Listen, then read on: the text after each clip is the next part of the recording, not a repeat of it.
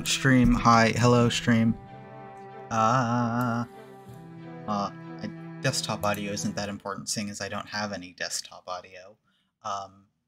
But hello, welcome to the stream, the 200 follower celebration. And I did just realize as I was saying that no music probably isn't a good thing. I'll find some copyright-free lo-fi here, and just yeah, that should be good. Turn that down. Actually, turn that down for me, and then that should be good. All right. So yes, I'm here with Ekayon. I actually don't know how to say your name. But here, I'm gonna unmute now. Hello. Hey there. Hi.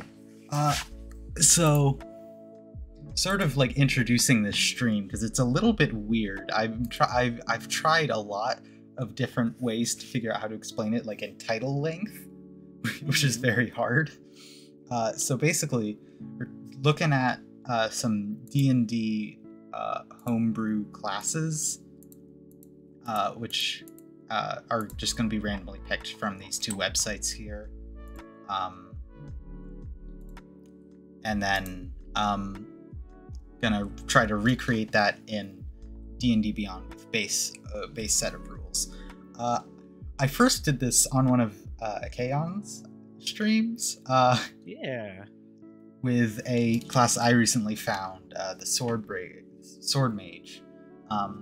And it was a lot of fun, and I thought, you know, I could probably do a whole stream of this.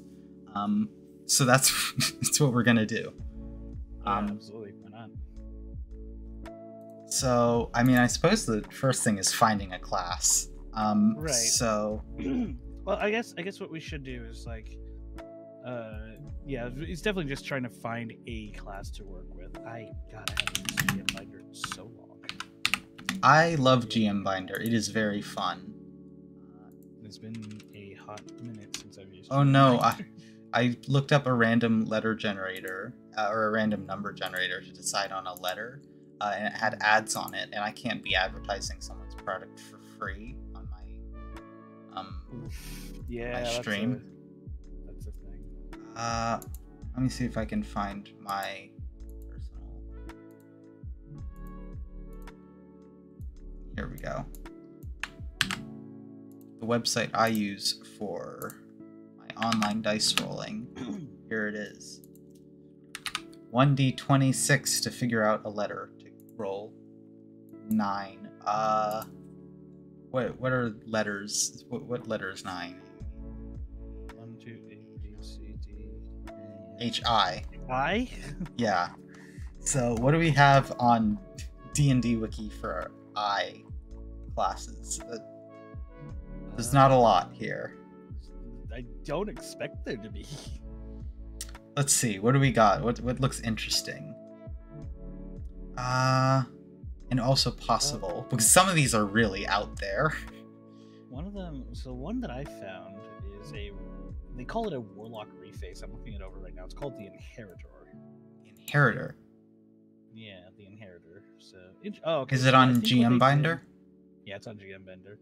I think what they did is that they, based on what I'm looking at here, they basically just retooled the base Warlock. So this would be super possible. It's super easy for a first one, probably. Relatively speaking, because it's like the whole class has been remade to sort of recreate the flavor of the Warlock class, and also to but also it seems like there's something else here. Like they provided all the pact boons, all the way up to the talisman. Interesting. Yeah, this seems easy enough to recreate. I mean, yeah, it is kind of just a warlock. It's just base warlock, but I might keep this. I'm gonna look into this and hold on to that. So all right. Does it have anything special we could get from race? No, not particularly. So, also, I suppose I should mention, I want to build these all to the 5th level of the class we're basing it off of. So we might go higher levels to fit in extra features, but we're building to the 5th level of the class. Okay. I think that makes sense. Yeah. Just for. So are we still looking for I? We can do Inheritor just as an easy first one. Well, like I said, based on what I'm seeing here, it looks like it's just like a 1-to-1 recreation of the. Yeah, that might be a bit boring. That might be a little boring. So, because on the upside, they did change some things. Like I like the new term inheritances, which is our elder determinations. And then they added a few things for like the warlock patrons, but it's literally just a reskinned warlock. So I don't know. I might keep that though for myself. Just be like, hey, you guys want to try looking at this? They did do something that's a little bit more current. It's not the same person, but here on GM Binder, they did something a little bit more current. And I'm looking at it right now to see what this person is. Not this person in particular, but for those of you who are into Genshin Impact, they did make a Vision Holder class. I wonder if I could find that. It should be. Let me see. You can just type it in Vision Holder. It should be D&D for the D&D 5e and class are the game and the type. Yeah, I have 2. I find 2 actually. When I just the one that shows the midriff. Yeah, the one that shows the midriff is the one that I have. Yeah, that one. Yep. Alright, okay. I've not played Genshin Impact past like an hour, maybe 2. Fair enough. So I'm not super familiar with this. I did look at not you, but you and the Inquisitor. This seems like maybe like an interesting Inquisitor? Yeah, that's interesting class. It seems to also be like a common name for class. Okay, the half-caster class? That one? Yeah. Alright, let me look at that. I think so. Okay, so... Let's see, what is this? Judgment. At first level, you can declare judgment on your foes. It's bonus action. Become judged creatures.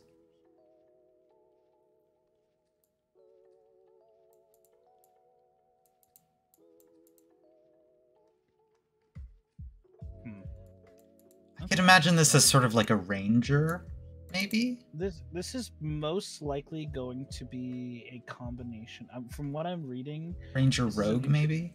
This is an interesting fusion. So it looks like it's supposed to be a ranger mixed with a paladin. Oh, yeah. Lore-wise, that would make sense. Yeah, lore-wise, that makes a lot of sense. But like, from what I'm reading, it's like a ranger rogue paladin hybrid, which we can totally do. Yeah, that might work. Because like, because like you can do because you can dip into ranger.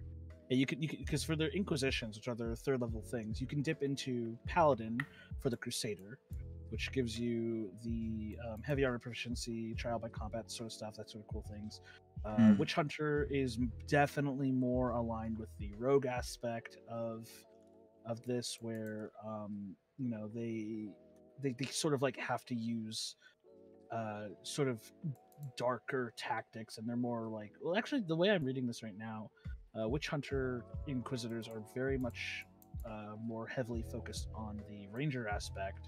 Ranger, yeah. And then they have Slayer, which is literally a Witcher, apparently.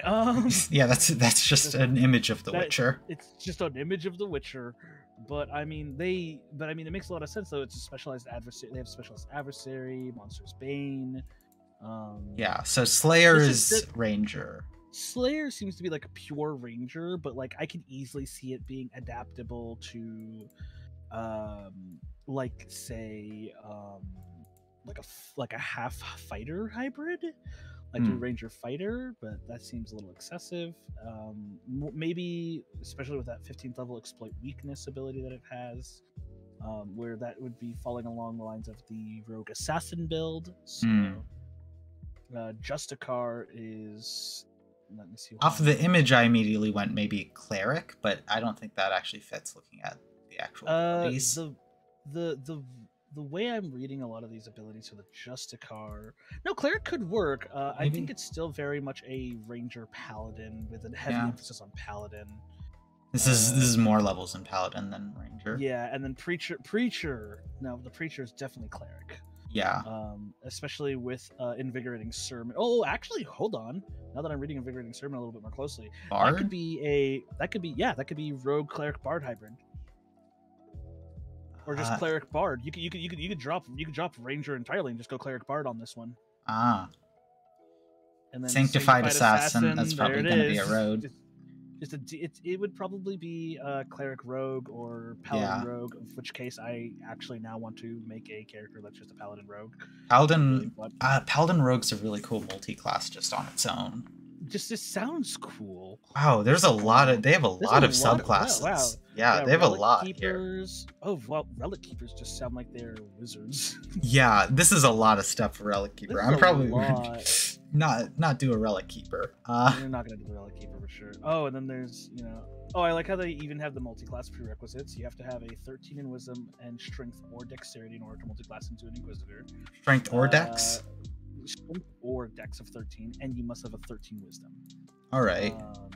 When you multi-class into the Inquisitor, you gain proficiencies in simple weapons, martial weapons, light, medium armor, and shields.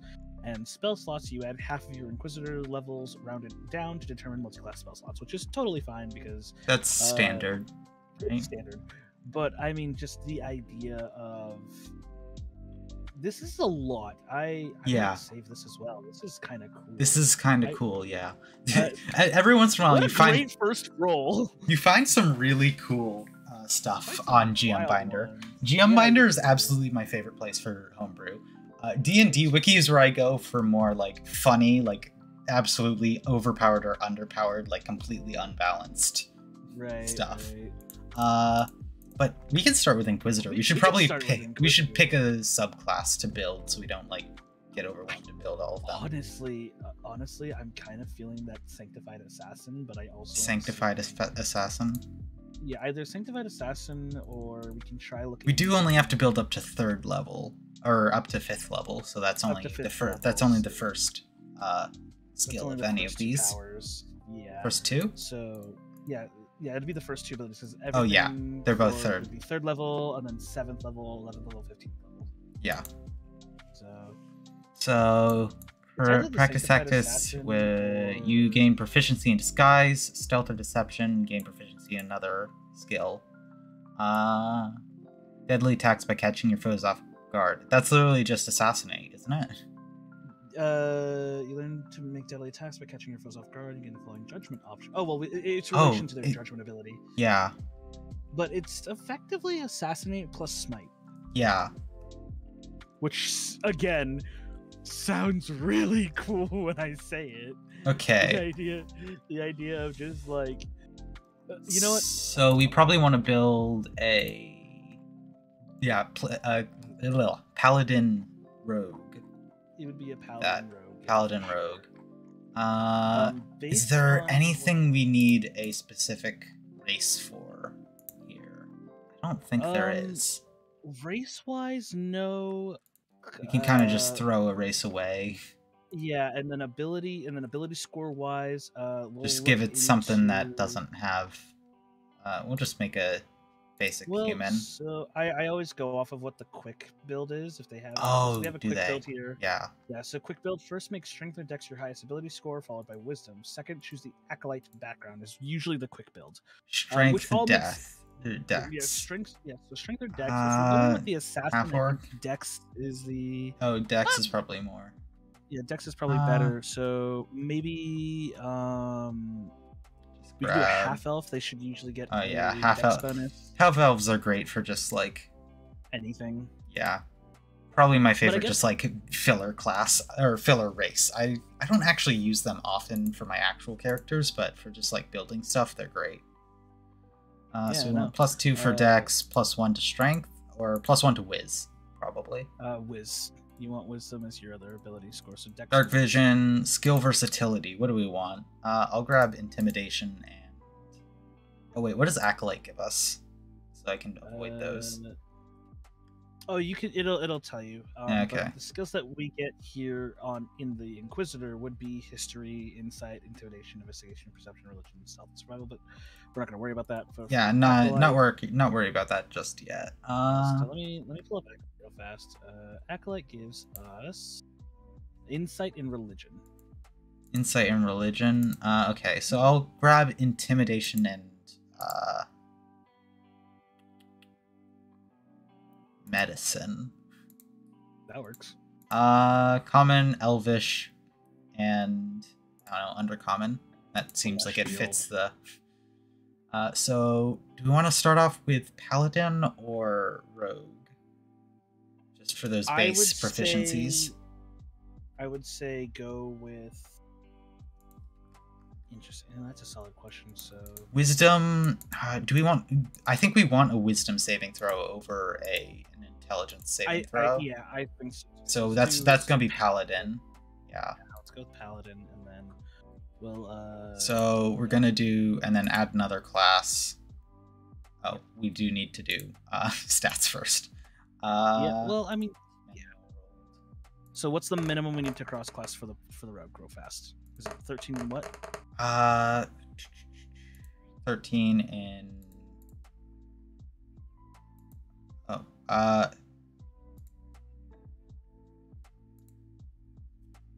I guess it just let me that time. Well, because you haven't allocated stats yet. So that's yeah. Fine, but it should be probably 13 in Dex and maybe Intelligence. Okay. Well, let's just assume that we're starting with a. Yeah, let's just assume we're starting with a second level character. So we'll worry about the stats after second level. Yeah. From there. So I'm gonna put this into Dex, this into Wisdom, this into Intelligence. Yeah. Strength, Con, Charisma. That seems like it works. That should be fine. Yeah. All right. Let's see here. Oh god, I just read the Assassinate Heretic ability. It's just a holy version of Sneak Attack. Yeah, basically. It's amazing. that is truly amazing. Yeah. Sneak Attack totally just works for that. Okay. Yeah. What do we get in terms of oh, hit dice are 1d10. That's probably good for starting. That's another reason to start on Paladin. Yep. I don't need that anymore. Maybe I do. Paladin skill, we want. What do we have in terms of these to choose from? Oh, did I not grab a? Where do I grab a? Here. Acolyte. Languages.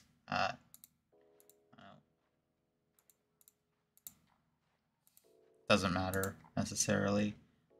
Random don't necessarily matter, but we do get at those skill proficiencies there. Cross-referencing is hard here. Oh well, I guess that's chosen for us there. Divine Sense, Lay on Hands, doesn't matter. Proficiencies, we can grab. Getting a lot of proficiencies here. I'll grab. Yeah, they get a lot. Investigation. Expertise. Expertise in religion and expertise in insight. I don't know. Those seem thematically right. This isn't a very sneaky rogue. We did not take a sleight of hand or stealth. No, but it's fine. However, you're literally like the story behind the Sanctified Assassin is your main goal is to covertly eliminate heretics.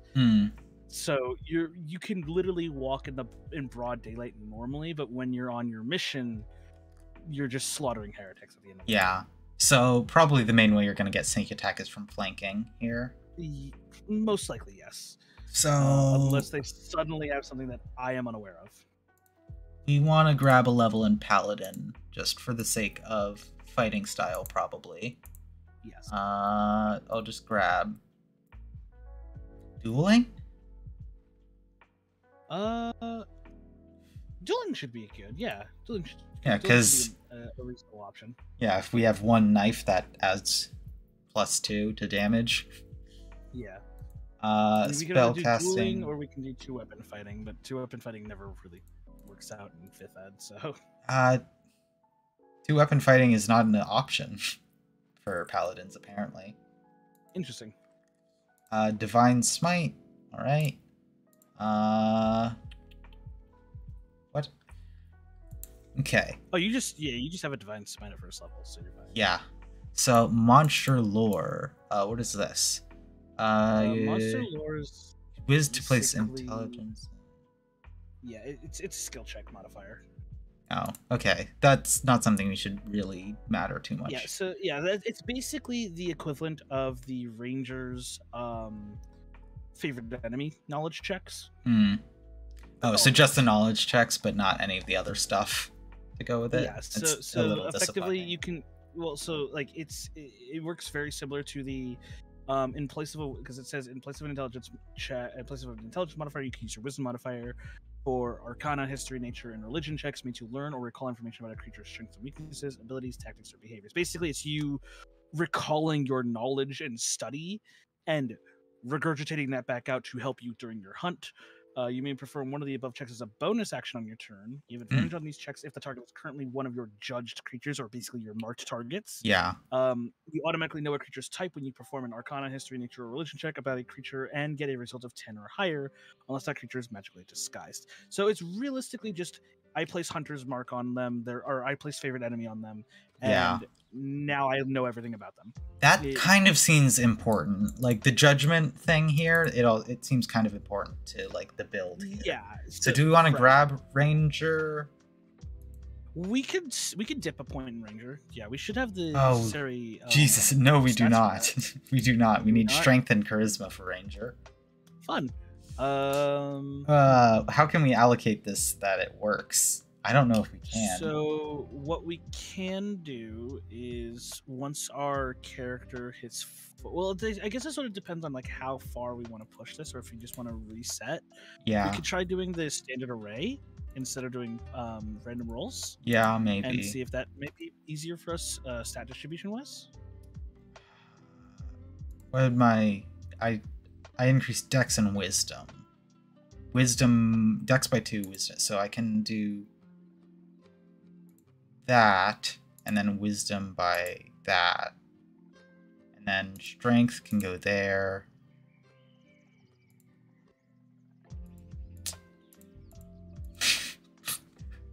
Oh no, I'm falling into the trap of dumping con. That's bad. But I don't know. Do we need intelligence for it? I don't think we do, actually. Not if we're dipping into the assassin subclass, no. Okay. If we're only going to the assassin subclass, then we will not need to dip into intelligence. The only reason why you want to dip intelligence is if you're going into like Arcane Trickster or what's it called? Or this is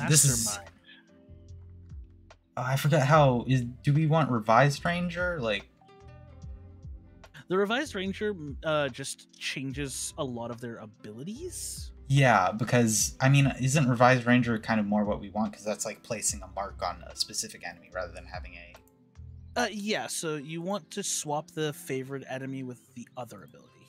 How do I do that? I'm not aware of here, format here. Let me just, because I didn't place my ability scores yet, so I get to just putz around a bit. I believe, so we go, oh, interesting. Can I only do that as did I not make that available to you? Hold on. Content management. No, I turned everything on. You're good. Okay, so I'm just being weird. Oh, it might be because it's not our first level. Like, it's not our first class. Ranger archetype. So, do we want to so if we were to Yeah, so you can just hit the X and scrub all of the stats, or scrub all of the classes, and Yeah. start with Ranger, and Start then with Ranger. Yeah, so Add we'll just start with class. Ranger, and then we'll go into Paladin. Because realistically, the Rogue would be the last thing we add. Yeah. But we need to be Ranger Paladin specifically for the first like 3 levels of Inquisitor, or like the first 2 levels of Inquisitor. Still isn't letting me like change the abilities. Fascinating. Hold on a sec. Let me. They might have. That is strange. Let me see. Start with Ranger. This. Unless they changed it? No? I want to use the Ranger that is good. No, base Ranger is fine, but optional Ranger is what fits better here. That's why I'm confused. In the meantime, I'm gonna read through these other abilities to see if there's anything in specific we need. Weapon attacks deal 1d6 extra damage to creatures that type until your next rest. Whoa. That's pretty solid. Can the stream hear that thunder? Oh, no, I didn't hear anything. No? Alright. Some really loud thunder outside. Oh, you know what? Do me a favor. Go back on the character sheet. Mm-hmm. And then go to Home on that character sheet. Scroll down. Select optional features. Make sure optional class features is turned on. I see. That makes sense. Optional feature manager. So we want Deft Explorer, Favored Foe, Primal Awareness. Yeah. Here, actually, do me a solid while you're on the home page real quick. Just so that way, in case we need it, turn on Critical Role content, Magic the Gathering, Eberron, non-core D&D content. Yeah. All right. Then, is there anything else we need? I don't think we need to customize the origin, but because we're just doing base, but that should be it. Okay. So now we have. That should fix our Ranger issue. I'm like, hold on. So now we have Favored Foe. We can grab our proficiencies in. Should we grab Stealth? Probably. Stealth, Athletics, and Investigation. That sounds okay. Deft Explorer. Who cares about our languages? Deft Explorer is okay. I don't really. Actually, no. Is it better than Natural Explorer? So, with Natural Explorer, it's only within your favorite terrain. Deft Explorer removes favorite terrain in favor of being a generalized set of skills. I see. That get better as you level up. I see. So it's more like, do you prefer? It's more like what you want out of the Ranger, because that's basically what all the optional features are for the Ranger are. Is do you prefer this or that, and like, do you prefer A or B? And then you're kind of just debating on whether or not it's better. For like, Deft Explorer is the generalist opinion, is the generalist idea, and then like Natural Explorer is the I am a god in this particular environment. I see. Yeah, that makes sense. Do we want to grab more spells for Ranger? I always turn it on because might as well. Spells, because the additional spells include things like Searing Smite. Oh yeah, that's very useful. Yeah, Searing Smite. Revivify is one of them that they can get as a 3rd level Ranger. Oh wow, that's nice for a Ranger. Right? Because Rangers are effectively just druids with metal. Yeah. That is very nice. So add another class. We're gonna grab Paladin now.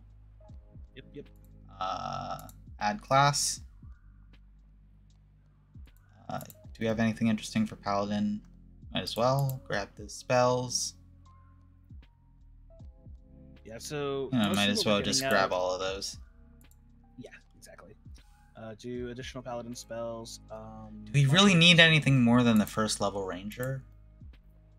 Probably not, but we'll see how it goes depending on. We do need to get to an extra attack. Yeah, we didn't get. Well, I believe the Oh, the Paladin does. Yeah, the Paladin also gets an extra attack, so we can either do it for the Paladin or the Ranger.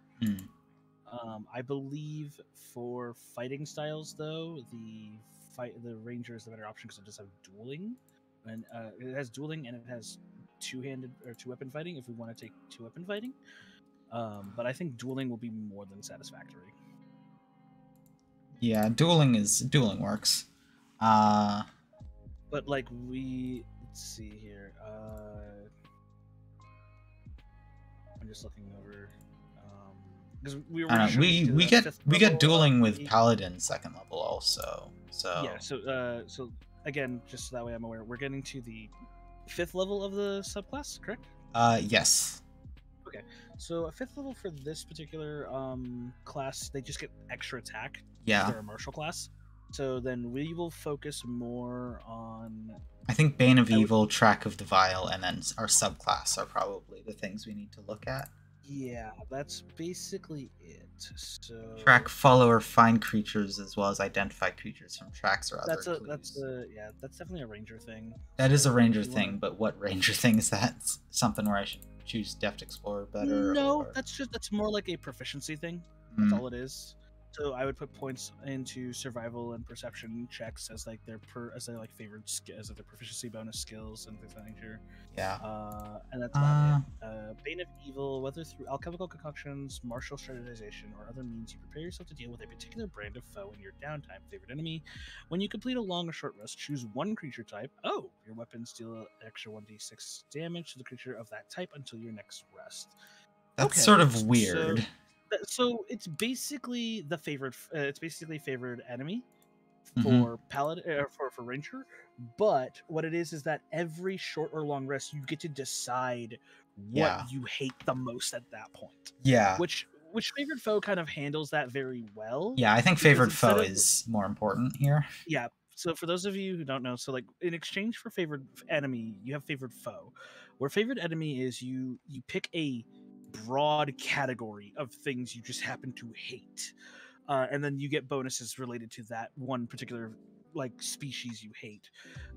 Favored foe instead is I hate that one person in particular during this combat.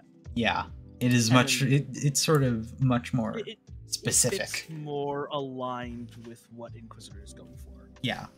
Except the only difference is it's just an individual target and not an entire creature type, which again has its ups and downs. But an extra 1d6 is still an extra 1d6, and I will take what I can get. Are these judgment lists? Could they be?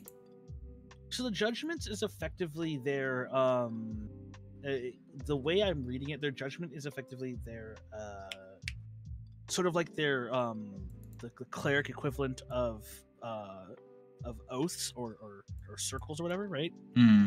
Basically you pick a judgment and it empowers you on one thing or another. But if we're going with the Sanctified Assassin, it has its own judgment option, the Assassinate Heretic, which is a sneak attack bonus. I see. I have to kind of like read through judgments real fast though to like figure out what's going on. So beginning at 1st level, you can declare judgment on your foes, either as a loud declaration of condemnation or a quiet resolve to bring justice. As a bonus action, a creature or creatures of your choice that you can see. Creatures chosen in this way become your judged creatures. Each creature chosen expends 1 use of judgment. You have a number of uses shown on your Inquisitor level. Okay, so if we're going to be a 5th level character, you'd have 3. 3 judgments. That's ridiculous. Awesome. Yeah, that's cool. You must finish a long rest before you can declare judgment against another target. When you declare judgment, choose one of the following options. You gain the benefits of the chosen judgment for 1 minute until you declare. Jesus, 1 minute? Okay. Yeah, that's a whole combat, basically. That's an entire combat, yeah. Or you are incapacitated or killed, or until you declare judgment again, you gain the benefits of the chosen judgment for that ever long. At 7th level, you can choose 2. And then at 15th, you can choose up to 3. Woof. Okay, so yeah, and that counts as 1. I think that counts as 1 spent judgment. I believe so. Yeah. So that's kind of cool. Yeah. So I mean, at 15th level, you would have 5 judgments. You can just be like, and everybody judged. Yeah, like, that's 15 creatures you can judge. I'm going to treat judgment sort of like smites. Yeah, that works.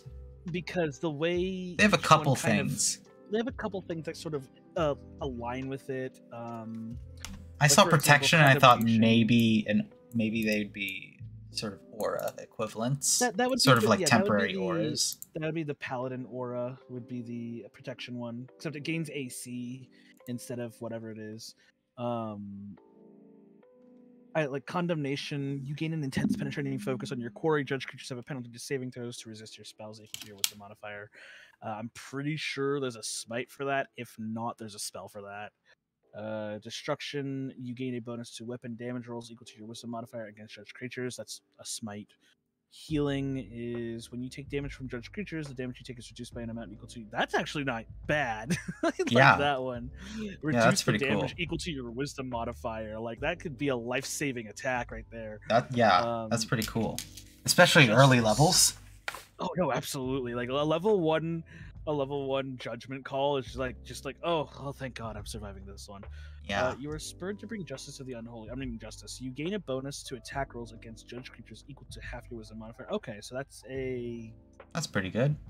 That's pretty solid. I think that's like a magic weapon bonus or something like that? No, it's just attack rolls, not damage rolls. So, it's just attack rolls. Okay, so yeah. So it's basically like get a +1 to your attack roll, basically. Yeah.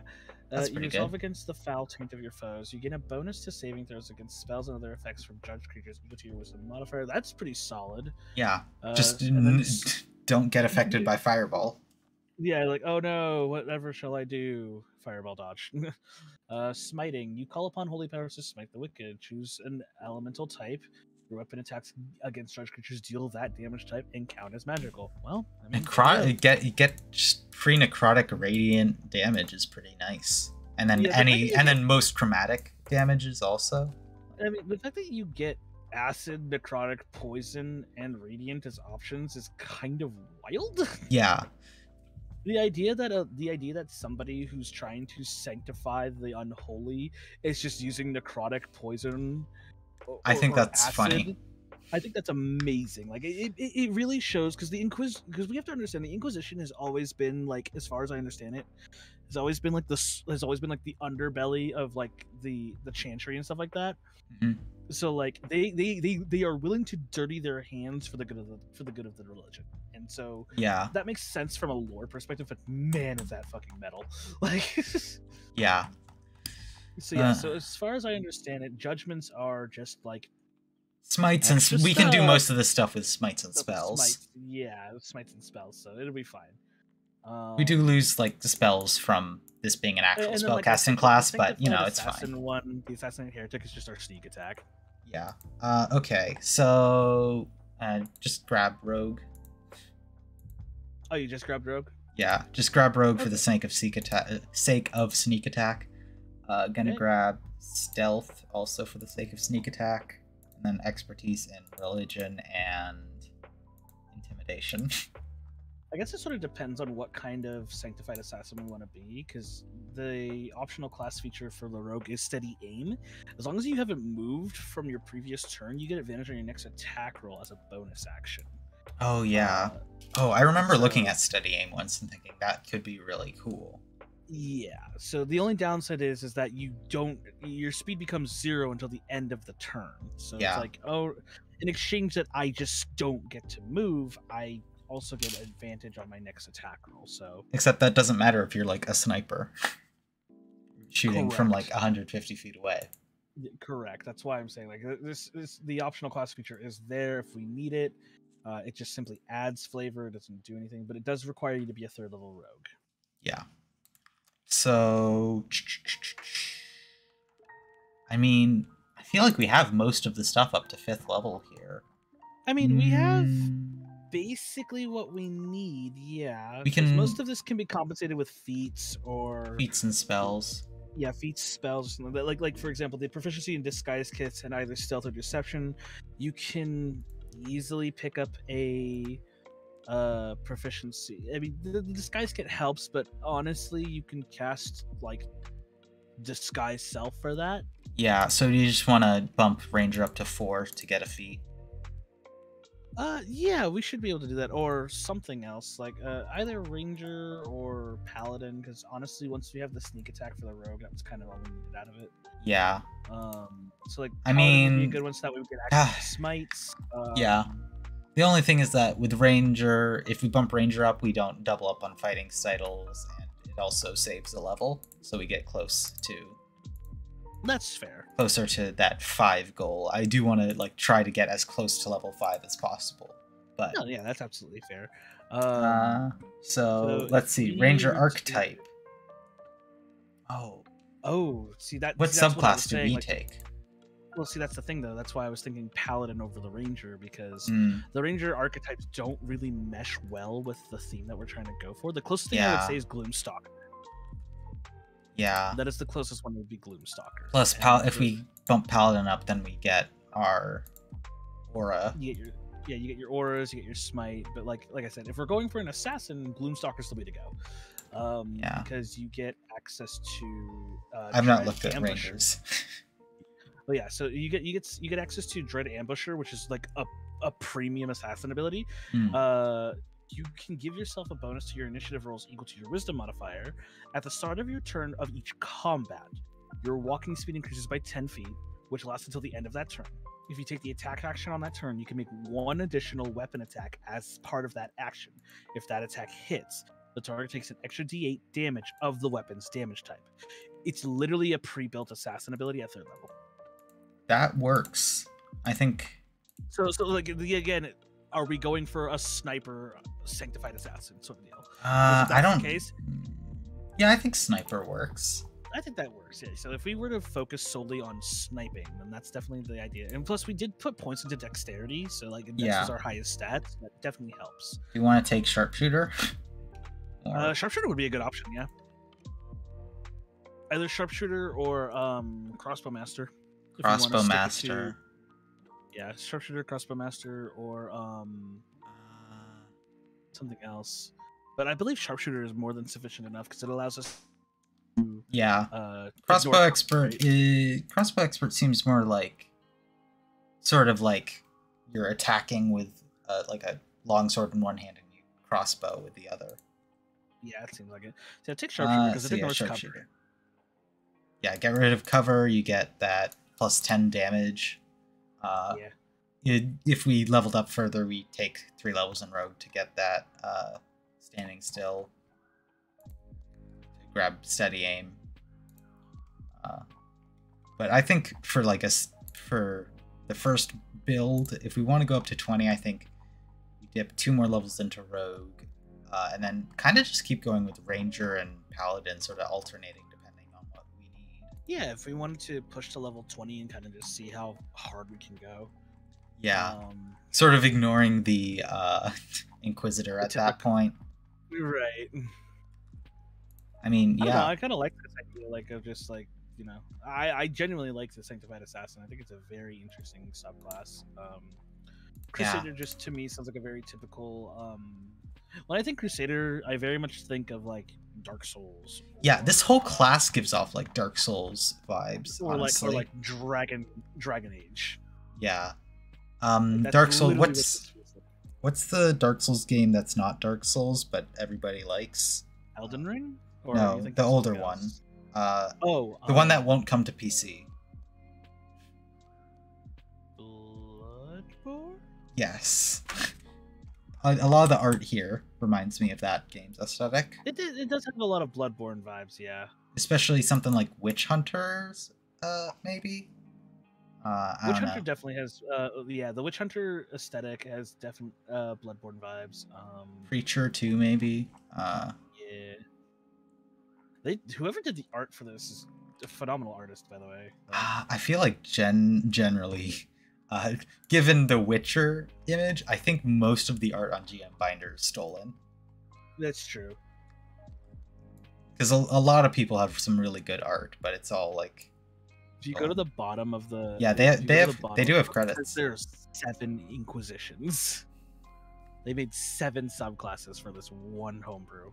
Yeah, this is a really cool class. This is a pretty solid one, yeah. All right. This one. Starting equipment, just like leather, 2 short swords, Dungeoneer's Pack, Longbow, Holy Symbol, Prayer Book, add starting equipment. Yeah. And there we go. Our Inquisitor. I'll just name them after the class. Yeah. All right. Change sheet appearance. No. All right. Inquisitor. Collections, back to the campaigns. View campaign. Create unassigned character. There you go. Critical Role, non-core.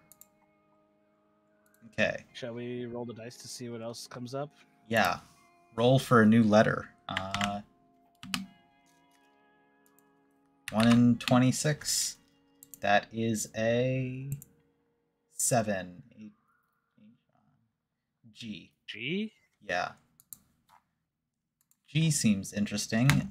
We could do... people like the word grave when it comes to G. We could do a gun mage here on D&D Wiki.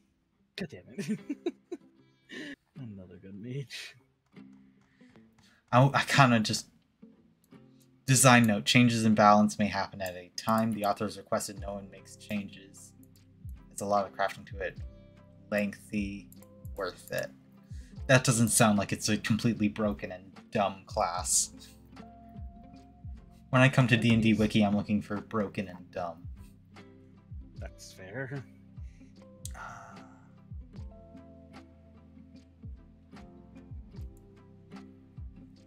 Gladiator. It's a Gestalt class. Gestalt? Is that on GM Binder? A Gestalt class is a class that is only meant for Gestalt campaigns. These, to clarify, are campaigns where every player character has 2 classes rather than 1. Overlapping abilities such as HP increases default to the most powerful one.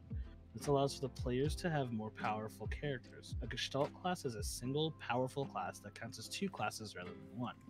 The DM decides whether or not they will allow this class in their games.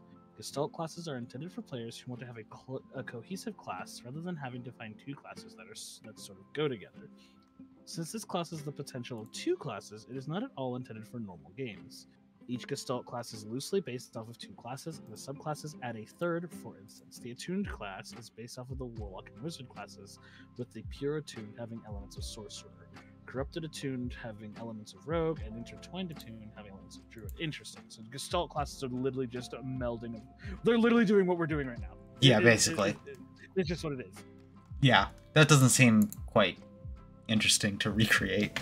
It seems impossible to recreate, seeing as what they're doing. I appreciate your efforts. What is this anime on my screen? I don't know. I found Glyph Mage. I thought that was pretty cool. That is not English. Is this one English? Oh, what is nope. This? Did somebody actually do it? Did somebody rebuild this? Oh my god, somebody actually rebuilt this on GM Binder. I'm so excited. What is it? They rebuilt the Gambler from on GM Binder for from D&D Wiki. Ah. They redid the Gambler and it's kind of awesome. Oh, the Gambler is such a fun class. I think I've looked through it before, or maybe a different one, but I think I have a variant of the Gambler. Hold on, let me check my logs. Is this one in English? No. I've seen this anime banner one on G like 3 times, but they're all not in English, so I can't do them. Void Knight this isn't G, but it's for is this Hollow Knight? Oh, it's formatted badly.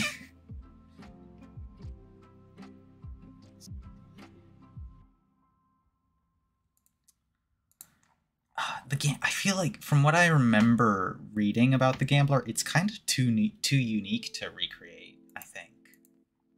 It might be. It's a charisma-based spellcaster, but like how it handles its spells is very, very unique. Yeah, it's really weird. Yeah, because instead of using stereotypical like foci, it uses cards. It uses a literal deck of cards. Yeah. I don't know. That might be a bit too much. Yeah. Too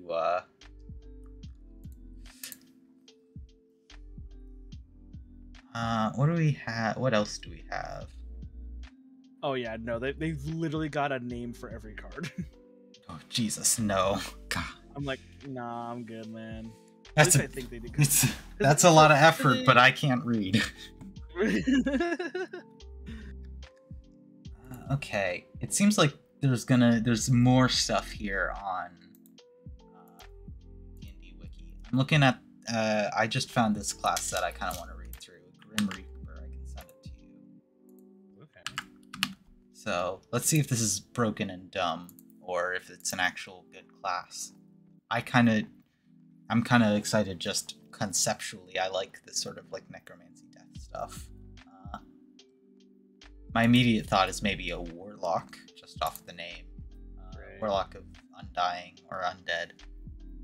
Very similar, but different. Or cleric of necromancy. Grave cleric.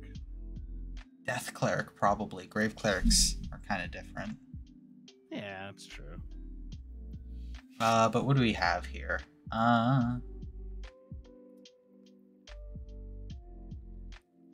Weapons, scythes only, and simple ranged weapons. Okay.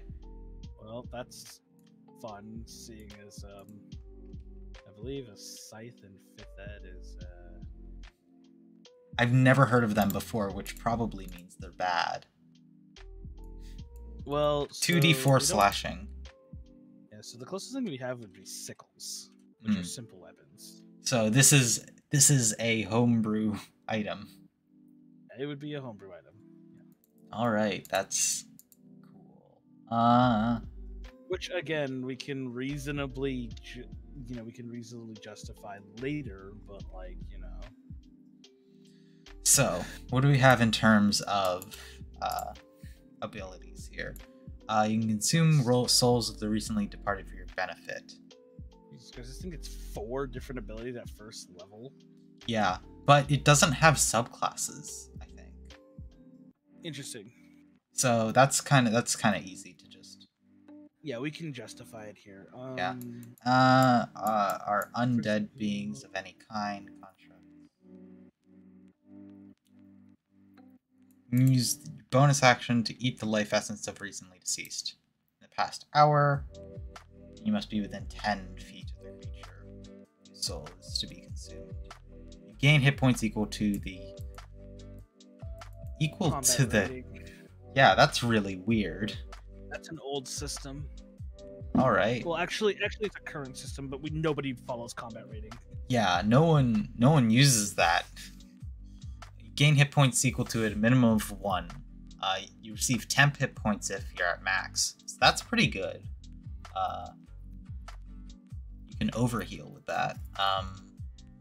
You can use this number a number of times equal to your wisdom modifier. All right. It makes the soul consumed unable to be revived in any other way than the wish spell. So you can just permanently kill someone. That's actually really powerful. That's really, really powerful for a first level ability. That is really wild for first level ability. That is some high, dude. That's like some 18th level shit right there. Yeah. Because like, alright, cool. That completely invalidates a 3rd level spell and a 5th level spell. Yeah, it actually just invalidates most spells. Yeah. Like, outside of divine intervention and wish, like that's because it says other than a wish spell, so not even divine intervention can save their soul. That is absolutely crazy powerful. I can immediately think of a time in like a campaign where I killed someone, but they just came back later because they could raise dead. Yeah. Because they're nobles, so it didn't matter. So what do we get with Grim or Reaver? Is that a typo or is that okay? No, that's a word. Reaver is a word. Okay, it's just a pun. Well, so but the way I'm reading this, it is basically a pact weapon. Pact weapon. Okay. So yeah, it's basically a modified pact weapon. Warlock is looking to be the way to go. Again, at first level, you could have bumped this up to third level, maybe. Let's see, Death's Raiment.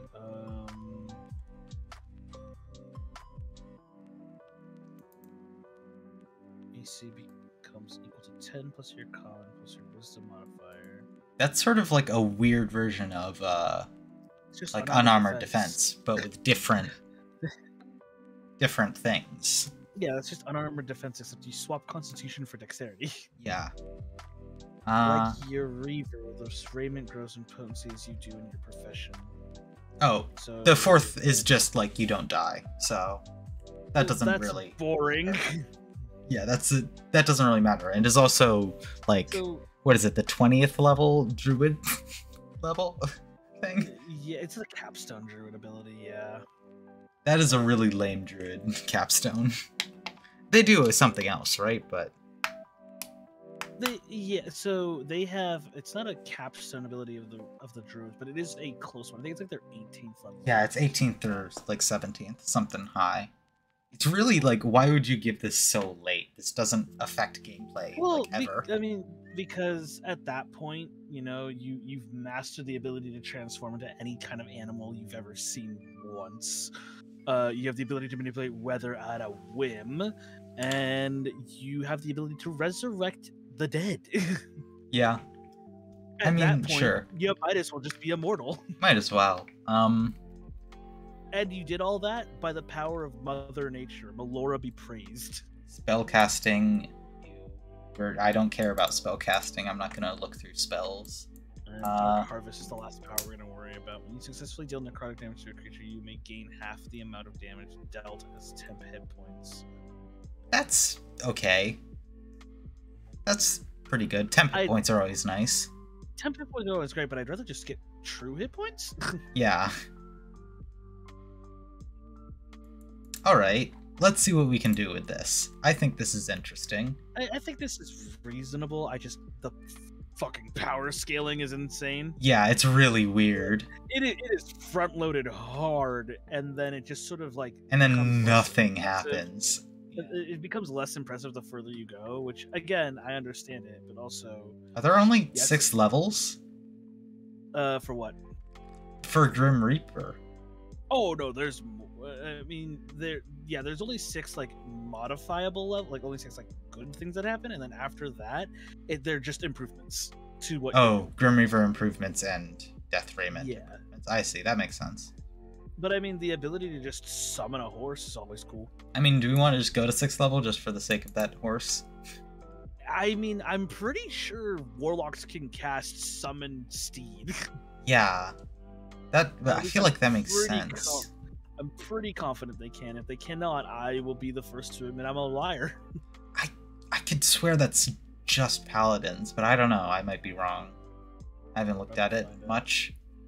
I'm looking up all the spells. Do we have any racial feats that we would like to do? Nope, they don't have Summon Steed. I guess that's a paladin thing. Yeah. But instead they can summon shadow spawns, undead, and demons and aberrations. Do we have Reborn? We don't have Reborn, but we do have a lineage. Yeah, we could custom lineage and just pretend it's a Reborn. Oh no, we have like legit lineages. Like you just passed it. It's underneath Leonin. I see. Reborn just lineage. Be a lineage and then just be reborn. Yeah. Yeah, I see. Yeah, that's what I was talking about. Just thematically, this makes sense, I think. Yeah. So let's do choose a skill. Whatever. They can pick whatever. It's the Grim Reaper. Like this one is so intriguingly front-loaded. I'm not even sure. Wait, what? They choose 2 skills from Arcana, Insight, Perception, Religion, Intimidation, and Athletics. So I'll do Arcana and Religion. I don't know, or Religion, Intimidation. I think Religion and Arcana are more than reasonable. Okay. Religion, Arcana. Mostly, yeah, because you're mostly dealing with the arcane and religious aspects of magic. Deathless Nature. So I just made a Reborn character today. So I I looked at Warlocks again, and I was like, wow, this is such a cool class, and I want to make a character out of it. I love Warlocks, man. Warlocks so I made an Undying Reborn Warlock, and it's just really cool. It's funny. Which might just be exactly what we do here. It might be, but like honestly, I think there's something more we can do. Strength and Wisdom saving throws? That's so weird. Right, that's what I'm saying. Like, I think what we can do is Strength should be your highest, followed by Wisdom. I think the reason why they said Strength is because a scythe is not a finesse weapon, no matter how much anime wants to make us believe that. Yeah. I mean, is a sickle? A sickle is a light weapon. Light. You can wield 2 of them without having to worry about it. And then choose Warlock. Intimidation, Investigation. History, Investigation. Did you read that second line? Second for background. Go for something that boosts either your game playing capabilities or an artisanal job in which you can make a living. Yeah, that's so weird. What a weird thing to say, man. Like, dude, clearly, like I see that you're putting in the effort, but also put in more effort. Like, I don't think quick builds like use this wording. You can kind of just copy paste quick builds and like change the words in to fit your thing. You don't need to write it from scratch. You could literally have just said strength should be your highest ability score, followed by wisdom, and then a tertiary ability score. For backgrounds, for a Reaper, pick Haunted One. Yeah, Haunted One works. Yeah, pick Haunted One from Tasha's. I think Undying works. Undead is slightly different. So it's weird because like Undying would be great. Undead, I would take simply for a form of dread to replicate the gain the temp raiment. hit points. Yeah, the temp hit points to just replicate the raiment sort of thing. That's a different class. Oh yeah. I don't know. I think we're going for accuracy. I think Undead might be better. Yeah, I'm kind of like debating between Undead or Undying, but I think Undead is better. They're too similar. Why are there two subclasses named Undead and Undying? Well, because the Undead is they're too thematically different. They are things, thematically different. But they're so similar. It's kind of obnoxious. Yeah, Undead is more like vampires versus Undying is liches. Yeah, exactly. It's you're splitting hairs, but it's still hairs. Yeah. What do we have in terms of? Might as well. I mean, hell, you might as well just make your you might as well just be the Undead Warlock. Undead Warlock. And then for like your Pact, just go Pact of the Blade. Pact of the Blade. Yeah, just go Pact of the Blade, make it a sickle, call it a day. This is kind of really easy after like just reading through it, but like there are some things that are weird. But I don't know. There's some things that are weird and cool, but again, they front loaded it so hard. Yeah. They kind of have invocations here, but I don't want to read through all these. You can look through the ones that aren't prerequisite. Yeah, they're just sort of improvements, you know. Like they don't do much.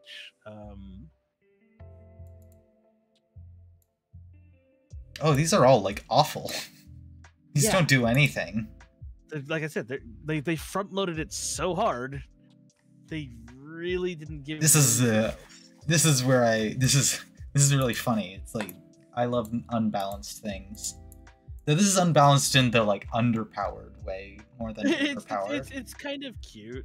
I think funnily overpowered is more fun than underpowered. Right. Well, I mean, like, have you seen the garlic bread domain cleric on D&D Beyond? I don't think I've read through it, but I have heard of it. Oh my goodness! Please. Is it overpowered as hell?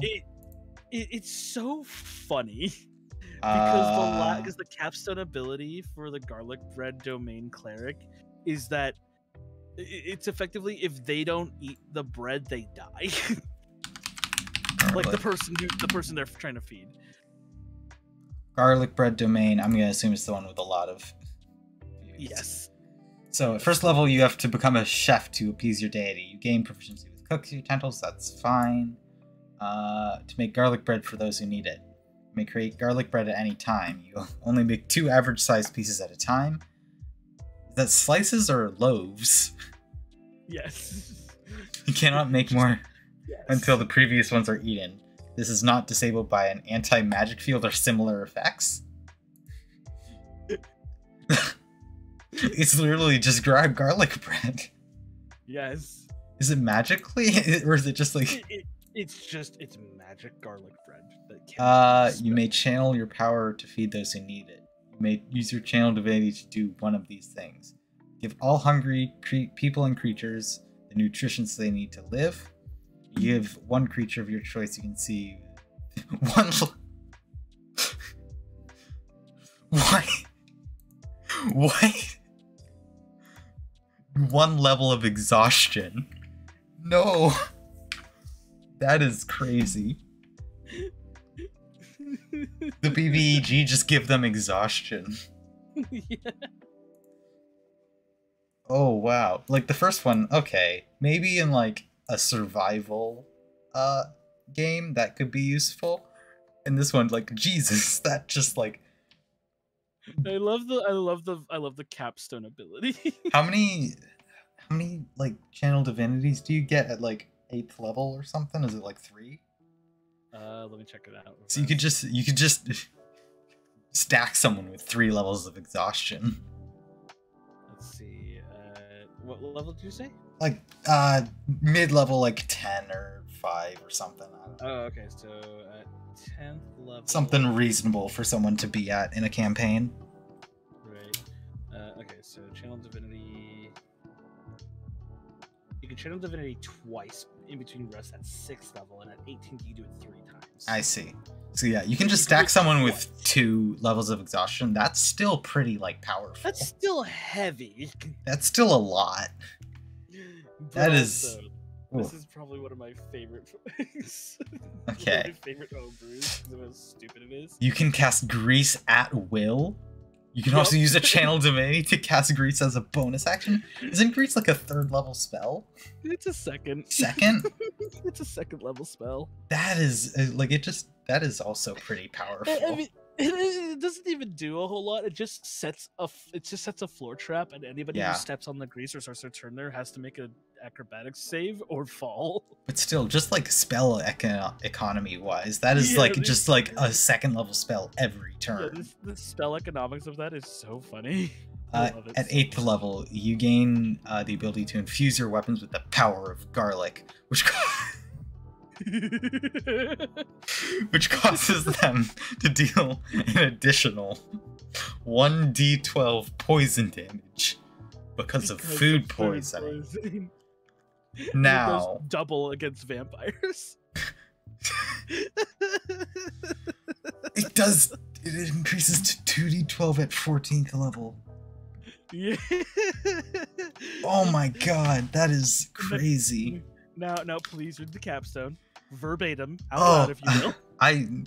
I'm still stuck on garlic infusion with like, if you like multi-class into like any, or like if you like a melee cleric, then that is wild.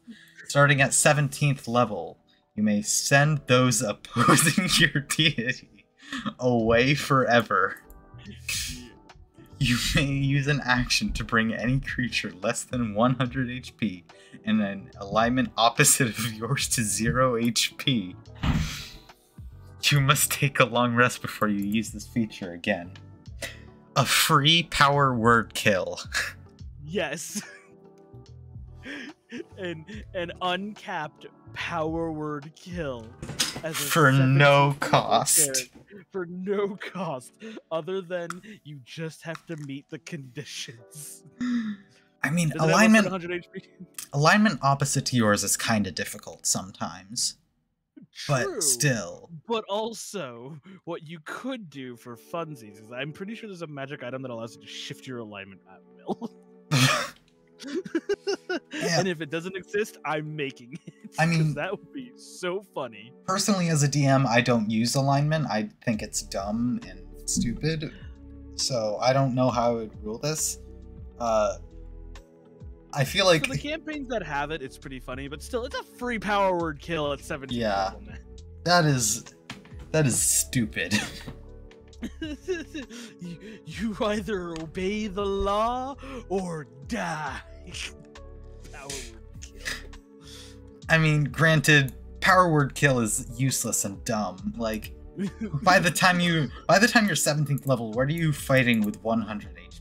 Like, well, it's meant to end a fight, not start a fight. As a finisher, yeah, that's pretty good.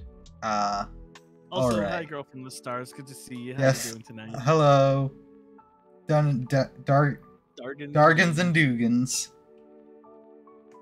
I can't. Yeah, I had to share that for you. So that's probably one of my favorites. It's probably one of my favorite homebrew subclasses. That and the Oath of Throwing It Back, Paladins. All right, is that on D&D Beyond? I have it. Give me 1 second. I literally have it. Give me 1 second to pull it up. I might just like abandon the Grim Reaper character. It's kind of boring. It's kind of. What else do we have in terms of like interesting characters? Let me see. Where are you? It is. In the meantime, I'm gonna look for more classes to do. One here, and then I am just sending it to you right now. Hopefully that works. All right, let's see. Can I please read this one out? Sure. Okay. So, the Oath of Throwing It Back. Paladins who take the Oath of Throwing It Back believe they and their companions are destined to achieve glory through throwing it back for a real one. They train diligently and encourage their companions so they're all ready when destiny calls.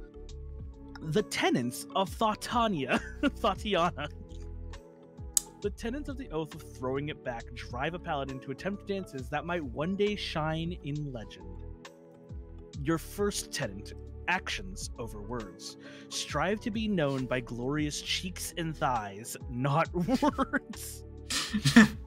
Tenet 2, challenges are but tests. Face hardships with dance and encourage your allies to face them with you. Tenet 3, hone the body. Like raw stone, your body must be worked so its thickness can be realized. Tenet 4, discipline the soul. You must marshal the discipline to overcome failings within yourself that threaten to dim the glory of you and your friends. Okay. I just love the idea of Tatiana as a goddess. Is this like wildly overpowered as well? I don't know. I never play it. I just think it's funnier than let's read over what its abilities are. Channel Divinity. 2 channel divinity options. Yep. Peerless Tatiana. As a bonus action, you can use your Channel Divinity to augment your athleticism. For the next 10 minutes, you have advantage on strength athletics and dexterity acrobatics checks, as well as performance checks. You can carry, push, drag, and lift twice as much weight as normal, and the distance of your long and high jumps increases by 10 feet. This extra distance costs movement as normal. Okay, that's sort of specific. But at the same time, though, it's one of those like athleticism things. Like if you really need to be this way, like you have that. Yeah, that's pretty cool. So the second one is throwing it back for a real one. Immediately after you deal damage to a creature with your Divine Smite feature, you can use your Channel Divinity as a bonus action and distribute temporary hit points to creatures of your choice within 30 feet of you, which can include you. Whoa. The total number of temporary hit points equals 2d8 plus your level in this class, divided among the chosen creatures. However. Oh, okay. I was scared for a second because that would be wild if it's 2d8 plus level for each creature. No, it's divided. Yeah, no, okay. But it's divided. So you basically create a pool of hit points and then you divvy it up as best you can. I see. That makes sense. That's pretty good. Yeah, so your oath spells are pretty good in my opinion for this ridiculous class. As a 3rd level paladin, you get Guiding Bolt and Heroism. Yeah, I don't think these are too bad. Yeah, 5th Just level off of my ability, Magic Weapon. Yeah, 9th level you get Haste and Protection from Energy. Compulsion and freedom. Okay, so freedom of movement is actually a really good spell. Like my friend didn't realize it till last week when we gave him freedom of movement. He goes, "Oh, well, I just don't suffer from difficult terrain." You also can't be stunned or paralyzed or grappled while you have freedom of movement. And if you are under those are more useful, yeah. You remove those conditions. Being underwater imposes no penalties on movements or attacks. Correct. Like that's actually pretty cool for like specific campaigns. It's a 4th level spell that if you put that on a monk or some other zip zappy doodad guy, that guy will never be touched. Okay. He can never fail. This is one that it's a little specific, but it's really useful when that specific like comes into play. Like if you're in a campaign where you're suffering from a lot of stunned and paralyzed or like grappling conditions, freedom of movement is a great spell. Yeah. It's also just a great spell because it doesn't require concentration and it lasts for an hour. Oh yeah. So you just pop it and go. It's a really good one. And then the last one is Commune and Flame Strike, which is fine.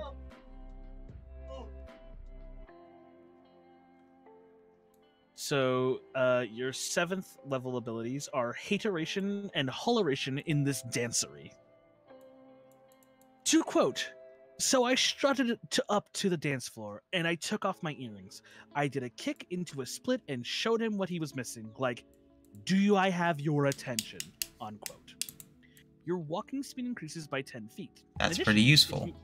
Right. In addition, if you aren't incapacitated, the walking speed of any ally who starts their turn within 5 feet of you increases by 10 feet until the end of that turn. When you reach 18th level, the range of the aura increases to 10 feet. Basically, that's not too bad. You carry your entourage with you. That's pretty good. You get basically more movement for everybody. Yeah, for everybody. Yep. Glorious Behind is your level 15 ability. You can turn defense into a sudden strike. When you or another creature you can see within 10 feet of you is hit by an attack roll, you can use your reaction to clap your ass cheeks, literally what it says, and grant a bonus to the target's AC against that attack, potentially causing it to miss. The bonus equals your charisma modifier with a minimum of +1. If the attack misses, you can make one weapon attack against the attacker as part of this reaction, provided the attacker is within your weapon's range. You can use this feature a number of times equal to your charisma modifier, and you regain all expended uses when you finish a long rest. That's you throw pretty it back good. You throw it back so hard you prevent your buddy from taking the hit. Yeah. That's kind of just like a free shield spell, actually. If you have a high enough charisma. Yeah, it's effectively if you never took protection as a fighting style, this is what protection does. Yeah. Or not protection, interception. This is what interception is. Yeah. Except you don't have to roll for it. You just do it. Yeah. And then that's pretty Capstone, cool. 20th level. Yeah, and then Capstone 20th level is Skinny Legend. You can empower yourself with the legs, whether true or exaggerated, of your great bod. As a bonus action, you gain the following benefits for 1 minute. You are blessed with an otherworldly presence, gaining advantage on all charisma checks. Once on each of your turns, when you make a weapon attack and miss, you can cause that attack to hit instead. Okay, for 20th level, that's not crazy, it's but not still crazy, but it's still cool. And if you fail a saving throw, you can use a reaction to re-roll it, but you must use a new roll. Once you use this feature, you can't use it again until you finish a long rest, unless you expend a 5th level spell slot to use it again. Interesting. That's kind of weird. Right now, just to point out, paladins they only get 5th level. They only get to 5th level, and they only get 2 5th level spells. So I mean, it's basically a free 5th. Essentially, yeah, 3 times. You do that 3 times. Yeah, one for the base, 2 for each spell slot. That's pretty cool. I don't know if I would use my spell slots on this. Yeah, this was made due to a TikTok. Oh, you get all 3? Yeah, because those are the previous editions. Okay, all 3 is more powerful. I thought it was just 1 for a moment. One of those. Well, I mean, so the one that I read you is the most current iteration, but the other 2 you can use if you wish. They're just this is the most modern interpretation of it. Yeah. Okay. Anyway, so we were looking for a letter G class before. Letter G. I rolled again and I got letter L, but there's not much here on GM Binder. Yeah. I wonder what. I mean, they have like this Lord class. They have a Lich Prestige class, but Prestige makes me think that's not going to work too well. Well, we could. It's just Prestige classes are normally like 20 plus, right? Yeah, prerequisite level 15. Yeah, they require you to be 10 levels of a class and up. Yeah. So I don't know. You could find a Lich class. I think I was looking at one earlier today on DM's Guild, which inspired me to have to make a character. That was an Undying Warlock. I love that GM Binder has the Cavalier as a martial class, but we have that as a subclass for fighters. So again, this is again sort of just like Warlock Undying. It's sort of interesting when I looked through it, but I don't know. There's not too much before we go in for it, so maybe not.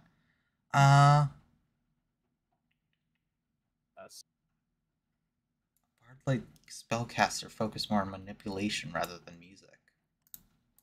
What is this? Never mind. Never mind.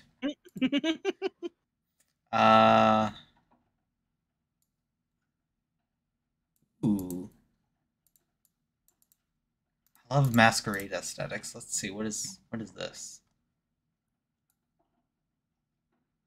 Anyone foolish enough to delve into the mysterious workings of your organization will find themselves on the wrong end of your blade. So this seems like it's maybe just Arcane Trickster Rogue. Let me look it up. I can send it to you if you want. I just got it. Okay. You're able to cast Disguise Self a number of times equal to your Charisma modifier without expending a spell slot. When you cast Disguise Self with this trait, you receive the following benefits in addition to normal benefits of the spell. Different voice. Okay. That's interesting. I mean, we could do Variant Human and just grab Mask of Many Faces Eldritch Invocation. Could. I mean, this could easily be replaced with Changeling's racial ability. Oh, yeah, also. Yeah. Alright. Rune Knife. Your agency grants you a strange weapon. The mystical knife is the size of a dagger and is one-handed, deals 1d8 piercing, and is finesse and thrown. Whenever you drop the dagger, you can teleport it back to your hand as a bonus action. This is Pact Weapon. Yeah, it's Pact Weapon with psychic damage, so it's... Or, alternatively, it is... could be the Soul Knife. Yeah, Soul Knife. Could just be Psychic Blades. Yeah, if we want a... Backstab is literally just... Backstab is sneak attack. Is it like word for word sneak attack or something? It's not word for word, but so it says you can take advantage of an enemy when they lower their guard. Once per turn, you can deal an extra 1d6 damage to one creature you hit with an attack if you have advantage on the attack roll. The attack must use it's literally sneak attack. Backstab is almost one for one, word for word sneak attack. All right, that's easy enough. Yeah, so this looks to be a...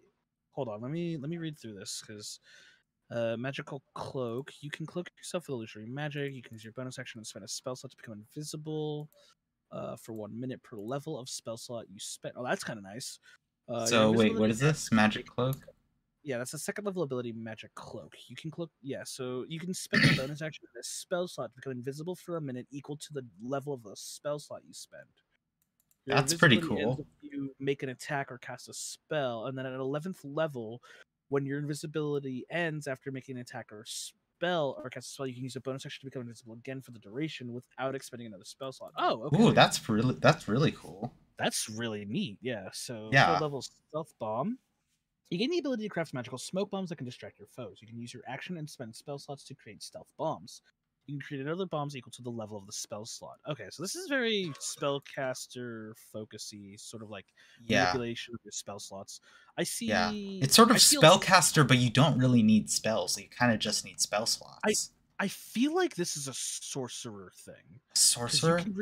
Because the reason why is because with sorcerer's sorcerer's origin and points? sorcery spell points, you can actually spend sorcery points to regain spell slots. Ooh, But yeah. I also feel like a warlock would fit here too, because you get your spell slots back after a short rest. So we want a multi-class rogue, either Sorc or Warlock, depending on maybe some of these other depending abilities. on how some of these other things. You choose a rune type for your knife. So that's our subclasses. So maybe that'll make us decide on what our what our multi-class is going to be. Yeah. So on your we get a feat. Your bonus action to throw down a smoke one to debilitate your foes. Bomb is at a point within 30 feet of you. Creatures in a 10-foot radius or if the bomb must pass a dex save or be blinded. That's always good. Creature can repeat the saving throw at the end of each of its turns, and in the effect of success, you are immune to the effects of your bombs. Oh, hey, there you go. That's the kicker. Also, any creature can throw the bomb using an action. What? You could just be like, "Hey, buddy, I need you to throw this out for me when I start running in." Yeah. That's pretty good though. But to a point within 30 feet of the thrower, that's a pretty solid range. Yeah. This is. I'm sure there's a spell that would be pretty good. This is kind of just a spell. Stealth bomb, yeah, it's basically a spell, but instead of like you being the point of origin, it's whoever throws the bomb is the point of origin. What spell slot does it need? It's any spell slot. And you could do this at first level spell slot? No. Yeah, you except you just create a number of bombs equal to the spell slot you burn. Oh Jesus, that is powerful. That gets more powerful as it scales, but since it's a third level ability, you know, the most you can do is second level stuff. So yeah, I think as a DM or as a homebrew creator, if I would just translate this like word for word into a spell, I'd make it second level and you only get one. I could see the third level maybe. This. I mean, so the thing is that like it lasts for a minute and they have to make a dex save against your DC. So if you're not speccing into your spell casting, this would be a problem, and it's only being blinded. It's not like there's stunned. Oh, it's not blindness deafness. Yeah. Yeah, it's just you're blind for a minute. Oh, which is a whole that's a lot less than I thought. Yeah, it's blinded for a minute, and it's only up to the 10-foot radius originating from the bomb. Yeah. Realistically, being able to throw multiples of them isn't really an issue. Like they put some thought into this.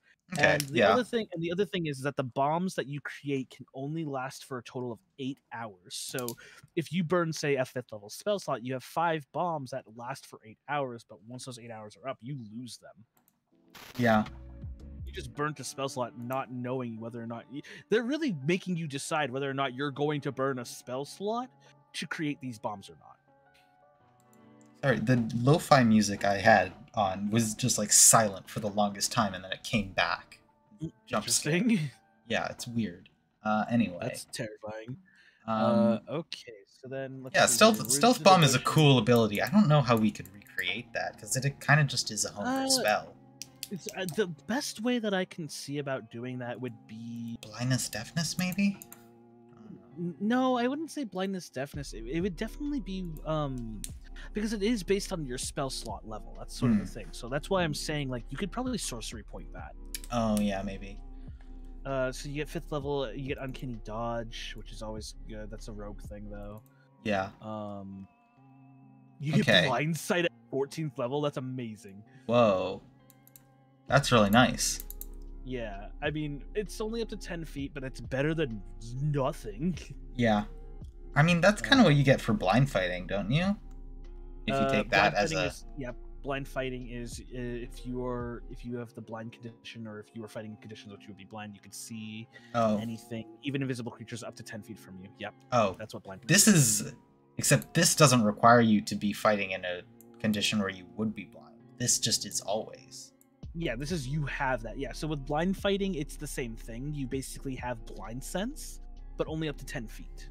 Yeah. Okay. But the condition is that you don't have to be blind to get blind sense or blind sight. You just have it as a training thing. So like anybody else who doesn't have what you have in terms of training, like then you can fight in that environment, but it's very minuscule. It's only up to 10 feet of you. So I see. Which is still useful no matter how you slice it. Yeah. Because if a monster's coming at you and they're invisible and you can sense them from 10 feet, that's still 10 feet. Yeah. Especially if you're a melee character, 10 feet. Absolutely. You want to get close, so you can grab that opportunity attack if they try to escape. So if we're going to 5th level, this is definitely just a rogue with the uncanny dodge, so up to uncanny dodge. Yeah. And then maybe with a little cross-class bit. Into cross-class into Sorcerer a bit. Warlock. Yeah. And the Sorcerer Warlock, because when you look at the rune knife abilities, this is a whole thing. Yeah. Because it's their subclass. Well, yeah, what are these subclasses they've got here? I mean, effectively they're the subclass. So yeah. So the Rune of Power makes combat specialist. Shadow Rune makes hey Shrump. Stealth. Hey Shrump. So Shadow Rune is basically their stealth. So it's their pure rogue, and then the Soul Rune is their assassination. So none of these are like going hard into the spell casting, are they? Kind of weird. Soul, maybe.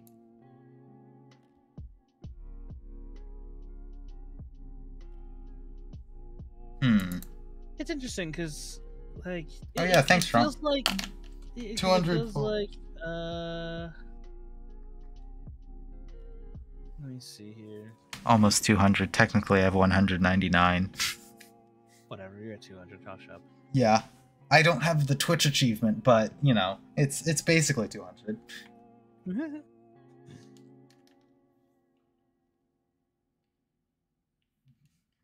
Go grab a friend and force them to follow me.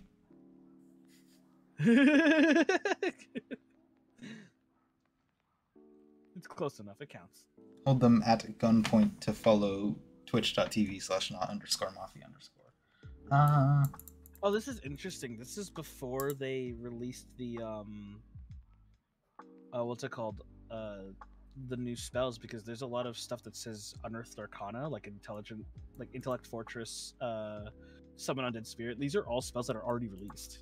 Huh. Oh yeah, Psionic Blast I recognize.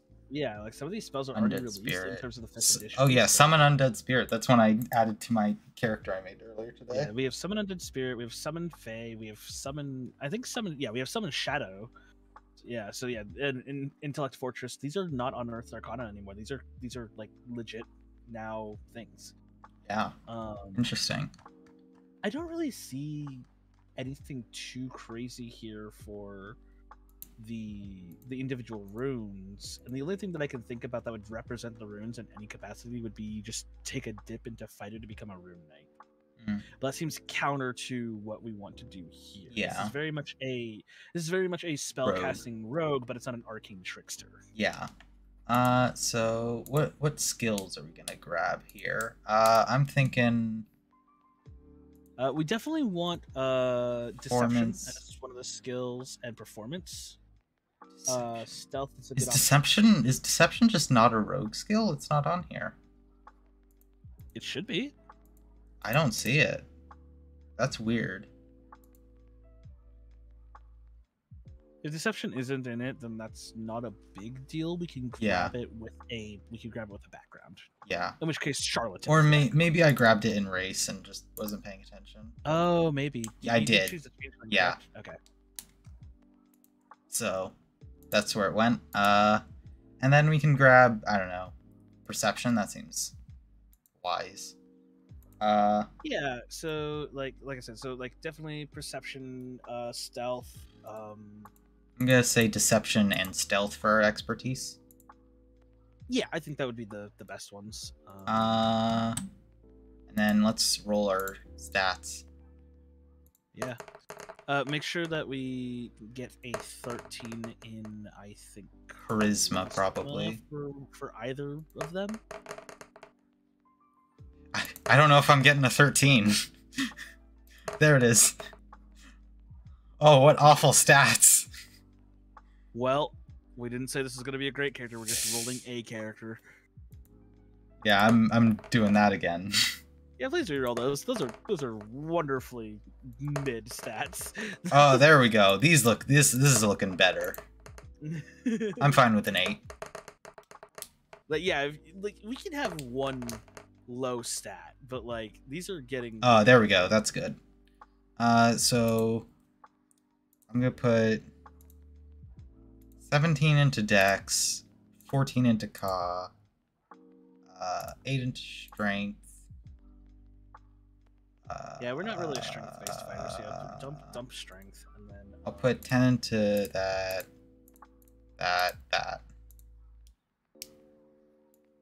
That seems good. Alright. Jeez, 18 Dex on level 1 is pretty cool. It's always pretty nice. Alrighty, so that should be our limiter. So if you go back to classes, we should be able to put a dip into one of the 2 spellcasting classes that we were looking at. Sorcerer War. Yeah, so that's sort of the big thing here. Like, that is kind of the choice. I'm leaning towards Sorcerer. I'm kind of leaning towards Sorcerer too, because with Sorcerer's Origin, you can kind of get away with something there. Yeah. So let me pull up the Sorc one more time here. We could probably get away with it using Shadow Magic Sorcery. Shadow?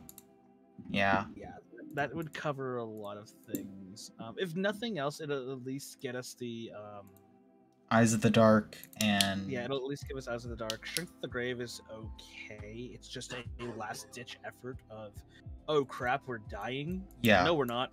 I lied. That's always a fun ability. I think, again, Warlock, the Undying, has a similar ability, which I read. I'm like, oh, that's a really cool ability. Right. I mean, the other one that I can possibly see is maybe, what was it called? Aberrant Mind? Aberrant Mind wouldn't be a bad one option. It wouldn't be a bad one either. Clockwork? The telepathic, yeah, Clockwork. I thought about it because of the ability to manipulate fate itself. But I don't know if the Masquerade sort of fits that theme. Yeah, I don't know. It's more about like decepting. It's all about illusion and deception, and so that's where I'm like, maybe not. So, but in which case, maybe the Warlock would be a better option. Maybe because you can just jump. You can just jump into the Archfey or the Genie and get that. Archfey. Archfey does sort of match Masquerade aesthetic. Yeah. With the ability to, like, at first level, the ability to either charm or frighten anybody within a 10-foot cube of you, just as an ability. You know, and then you can do, like, Misty Step to get away at 6th level. Yeah. That seems... I'm not unhappy with either Shadow or Archfey. Shadow, Sorcerer, yeah, and that's Archfey, Warlock. That is sort of the thing, you know? Like, that is sort of, like, the gimmick here. Like, I'm not unhappy with either one. Yeah, we're trying to make an illusionist without making an arcane trickster, and this is the closest thing. The other way I can see about doing this is just taking a level into wizard and like making a different arcane trickster effectively. Yeah. So instead of like oh no, I'm going into the arcane trickster, but instead of like being a half wizard, I am now a wizard with rogue powers. Yeah. And then you just go into illusion magic, but I'm like, that's but the thing is, then we don't have charisma as our spellcasting and our like social stat. That's sort of like, I mean, the other thing we can think about doing is a bard, and we go into the College of Glamour. Maybe, I don't know. Rogue Warlock is a really fun multi-class. I think any of them really, any of the charisma based casters is a very fun hybrid to the rogue. They're all really good multi-class classes, kind of. Sorc, Warlock, and Bard. Bard less so than Sorc and Warlock, I think, but Bard is still. I think the what's it called? I think the bonuses that you get for a Bard sort of help counterbalance what we're looking for, but I still think I think Sorc points are more aligned with what we want. But I like the idea of the Warlock getting all their spells back after a short rest, and then like having the Rogue be like the fallback. Yeah. So that's kind of why I'm like, the Bard is a good tertiary option if we really have to think hard about it. But honestly, the idea of going either Sorcerer or Warlock. Both are good options. It's just I think I'm gonna commit to Sorcerer. I think Sorc points are too powerful here. I think the Sorc points are the better option. Yeah. So, do you want to just go up to 3rd level on both? No. Let's go 1 4th level, 1 2nd level. Okay, I'm gonna do Sorc 2nd, Rogue 4th. Because we get Sorc points, but we can't really do anything other than spell slots with them at Sorcerer. But with Rogue, then we can get our feat. Yeah. I don't think we really need to do much with Sorc points other than the only reason put them why we would get into more spell into slots. Sorcerer is just to get more Sorc points and to use meta magic. Yeah. I don't know. I don't know what we really want to do with the meta magic here. Careful spell would be always a good option. Spend a Sorc point, and then you, or not careful, subtle spell. Careful spell or subtle spell, so that way you can not have to do somatic or verbal components. You just cast the spell. Are we thinking Soul Knife for our Rogue subclass? I'm feeling Soul Knife is the better option. I'm feeling like Soul Knife is like just because of Psychic Blades. Yeah, because of the fact that it basically called out Psychic Blades. Yeah. We could have fun with it and say Swashbuckler just for the lulz, and it does stack with Charisma. Yeah. Because I believe Soul Knife is based off of your Wisdom. Oh, is it proficiency? I believe so, because you get your own, because you get psionic energy dice. That's why. Hmm. So I have not really looked into Soul Knife much. Yeah, Soul Knife is interesting. It seems cool, but I don't know. It also seems like I don't know. It's not an aesthetic I'm too committed to. In my opinion, Soul Knife doesn't get really cool until 9th level because yes, you have the ability to, communicate with other people through psychic whispers telepathically. You have the ability to like fix an ability check using Psi Bolstered Knack, but once you hit 9th level where you get the ability Psychic Teleportation, as a bonus action, you just throw a knife, burn an energy die, and then that knife will hit an unoccupied spot. You see a number of feet equal to what you rolled by 10, and then you can teleport to that space. Oh, that's really cool. That's sort of like something I've wanted to do with D&D. I was like, oh, there's not a spell here to do this, where you like can throw a weapon and like teleport to the weapon. Yeah, that's what the Soul Knife has. And similar that's one to of the 2 abilities. The little bit I played of Final Fantasy 15. Yeah. I know that's like one thing they have. Yeah, it's very much just like that, where you can do the teleport to weapon ability, and that's effectively what Psychic Teleportation is. It's just does the Mystic equivalent of Fighter also have that? The Eldritch Knight? Didn't Fighter get like something similar to Soul Knife, or is like? Yeah, Eldritch. Yeah, they got the what's it called? They basically become Jedi. I've not looked at that subclass at all. Like, I've seen a little bit of Soul Knife, but I've not looked at that subclass at all. Yeah, so the Fighter got Psi Knights, that's what they're called. Psi Knights. Oh, Psi Knight. Yeah, that makes sense. Yeah, Fighter got Psi Knight, which basically makes them Jedis. I mean, we could grab Meta Magic Adept. You could grab Meta Magic Adapt, and yeah, because I think that gives you Sorc points as well. That does give us Sorc points. So then, yeah. If we and then we can grab our Careful Spell. And then you can grab Careful Spell and another Subtle Spell. Yeah, Subtle Spell, and then Careful Spell is only useful if you're aiming to throw spells around people who you want to hit. Yeah. Or who you don't want to hit, I should say. Yeah, Fireball, but you don't want to hit yourself. Oh, a good one would be Twin Spell. Twin Spell is always really nice. So like Subtle and Twin Spell would be a good option. So then we don't need to another level into Sorc. Yeah, no, because Twin Spell would more than compensate for the idea of, just like trying to like hit multiple targets, but you need to do that. So yeah, I think these two work. I think these two work as well. Because how many Sorc points do you get for the Meta Magic Adept? For Meta Magic Adept, you get 2, and then Sorc points you start off with 2. So that's 4. So we get 4 Sorc points before we get to where we need to be. That's more than enough. So languages, I'll grab reset a level 1 spell slot is more than what we need. So, and then I think Charlatan for just like I agree with Charlatan. Are there other ones that would be Urchin? The street rat background? Maybe. Yeah, I'm just gonna commit to Charlatan. That sounds right. I mean, we could go hard and do the Witchlight Hand. The Witchlight Hand? Oh yeah. Yeah, it's the carnival assistant or it's the carny background. That one's weird.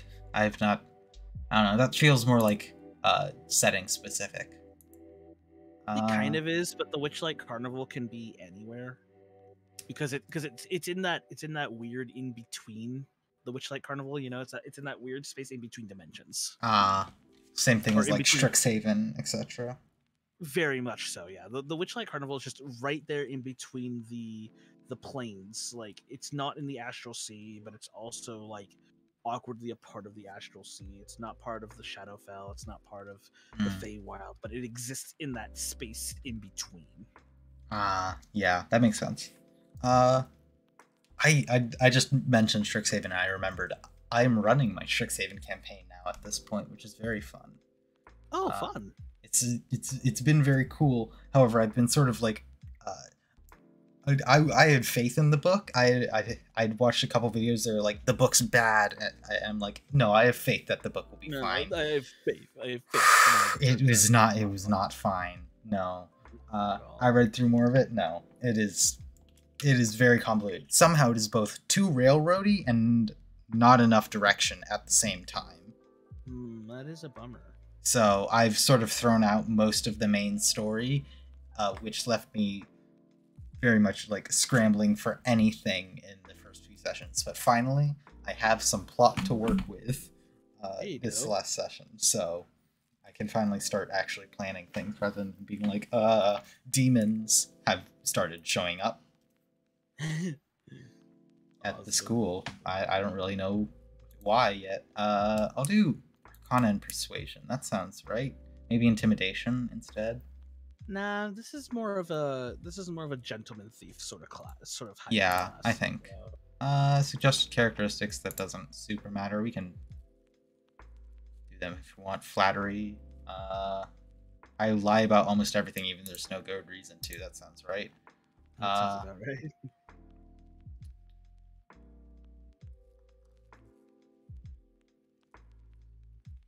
No one tells me what to do.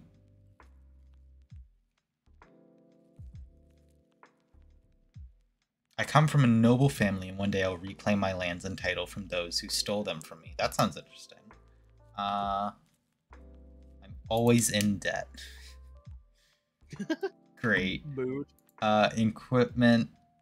Rapier. That aesthetically sounds great, even though short sword's better. No, rapier's the best, like, simple weapon, isn't it? A rapier? I'm not sure.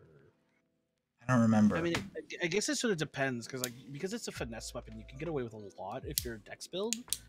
I'll grab a short bow. Because it can do a lot for very little. Short bow? Yeah. Burglar.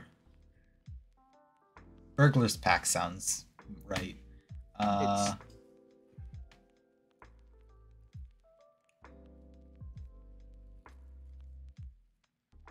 do weighted dice. Actually, marked cards. Marked cards would be better. There we go. There's all of our equipment. View character sheet. We have the Masquerade.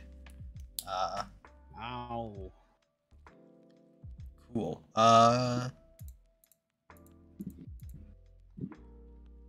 Sorcery points. Should be under features and traits. Features and traits here. Class features. So sorcery points uses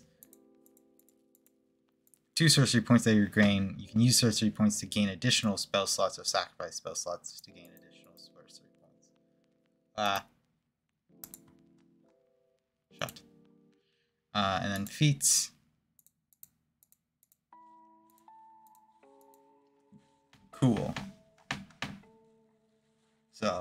There's our Masquerade build. This is honestly a pretty cool build. I think I would play this. I think I might play that too, just to like see how far I can go with it. I would play this if I was allowed to have like maybe up to 10th level instead of to build with.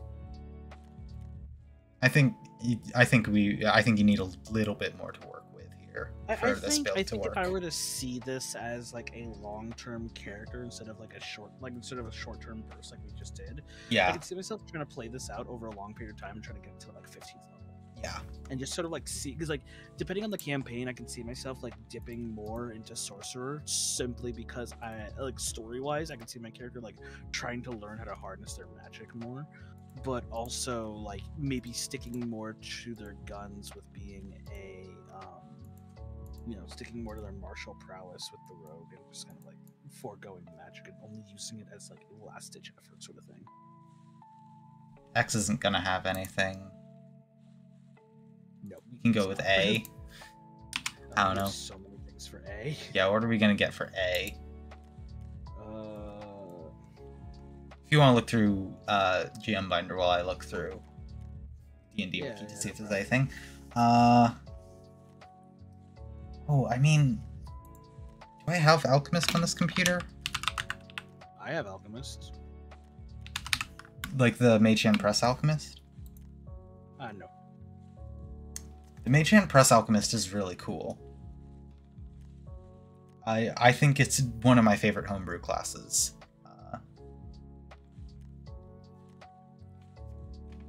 It's a very fun class to do. It has like bombs and stuff, and it has a ton of subclasses that are all like individually really interesting and create completely different characters. Oh, people really like the word arcane when it comes to the letter A. Gee, I wonder why.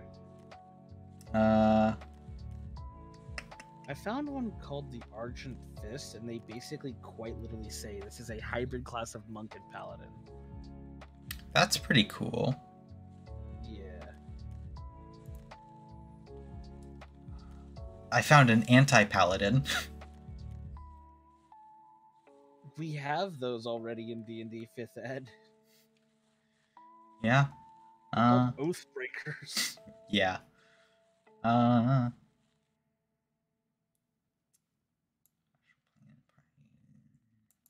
Interesting. This. Awakened.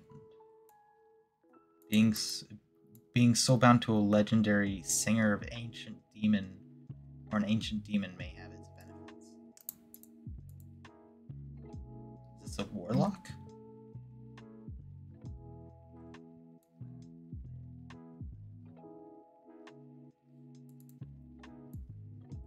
Awakened share their body with another soul. Some may hope their some may actively work against them. They have to fight a constant struggle. I don't know how interesting that is. Huh. I'm just looking over a class right now. Yeah. See. We have to find interesting ones. That's the struggle. Yeah. I should have been doing this, but I've been working so much that I didn't have time to think about it. It's fine. This is kind of part of the stream that I thought. Like, I don't know. I knew this would happen, sort of. Have a good night, Trump. Oh, good night, Trump. Bye. I knew that this was going to be part of the stream. I sort of planned around this being part of the stream because if we had all pre-built ones, I don't know if we could go a full like 2.5 hours longer. Right. I mean, like we could have easily created a list, you know? Yeah. And just be like, what does this sound like to you? Like, and then we look at it and we're like, okay, that may actually not be too bad, etc., etc. So I found this Abyss Knight. Let's see if this is interesting. Oh, that's interesting because I'm looking at a class called the Arbiter. The Abyss Knight's defining trait is his patron on the Abyss. Each knight is bind himself to one of the most powerful entities of the cosmos, the Demon Lords. So, I guess from the description here, it's sort of a warlock equivalent to paladin. How I am seeing this, like like how clerics worship gods, but this is warlocks just do like entities. Paladins are worshiping gods, but this is like getting your powers from an entity, but it's more in a like physical way. So it's like an arcane paladin, maybe. We could do a warlock paladin hybrid. Maybe, I don't know. I'd have to actually read the abilities, but just from the description, that's my prediction of what it would be. I was gonna say definitely read through that. Are accepted by their master. But it is like demonic, apparently. I think is their main thing. Like, warlocks were initially demonic, but then they realized, oh, we could do a lot more with this concept of just a patron. Jesus, this person put a lot of effort into this class. There's so much text, dude. In the Abyss Knight or in the one you're looking at? Arbiter. There's so much text here, dude. Yeah. Yeah, you do get a demonic patron here. Okay, so yeah, that's definitely a warlock paladin hybrid then. Warlock paladin. Maybe even a warlock fighter? I don't know. I think maybe. Well, read through its abilities, and then because it literally had pact magic in there. I literally saw it. It just says pact magic. So we are sticking with warlock. Definitely a warlock. I think a warlock equivalent to paladin is really cool concept. Yeah, I mean, because like essentially the reason why I figured paladin would be a good option is because oaths.